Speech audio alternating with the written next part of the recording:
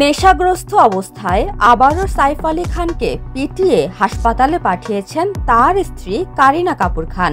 নতুন করে ফের এমন চাঞ্চল্যকর তথ্য ছড়িয়ে পড়েছে সামাজিক যোগাযোগ মাধ্যমে। কারণ 10 ফেব্রুয়ারি বিকেলে কড়া নজরদারির মধ্যে লীলাবতী হাসপাতালে দেখা গেছে সাইফকে। সাংবাদিকদের এড়িয়ে অনেকটা চোরের মতো হাসপাতালে প্রবেশ করেন ছোট নবাব। এরপরই নেটিজেনরা বলতে শুরু করেন, খান পরিবারের নাটক শেষ হওয়ার নামই নিচ্ছে না। একদিন এক ধরনের কাণ্ড ঘটাচ্ছেন তারা। বিচ্ছেদ না হওয়া পর্যন্ত এমনটা চলতেই থাকবে। গত 16 জানুয়ারি গভীর রাতে নিজ বাড়িতেই আঘাতপ্রাপ্ত হয়ে লীলাবতী হাসপাতালে শয্যাশায়ী ছিলেন সাইফ আলী খান। সেখানে 5 দিন থাকার পর অনেকটা নাচতে নাচতেই বাসায় ফেরেন তিনি।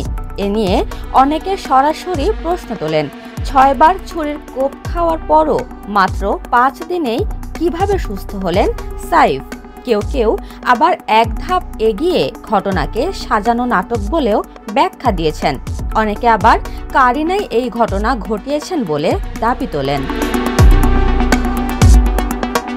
জানুয়ারি মাসের সেই ঘটনা ফেব্রুয়ারিতেও থামেনি। এর মধ্যেই আবার লীলাবতী হাসপাতালে অভিনেতা। ভারতীয় গণমাধ্যমগুলো বলছে, এদিন নবাবী রূপে লীলাবতী হাসপাতালে আসেন সাইফ। চারদিকে ছিল নিরাপত্তা বেষ্টনী।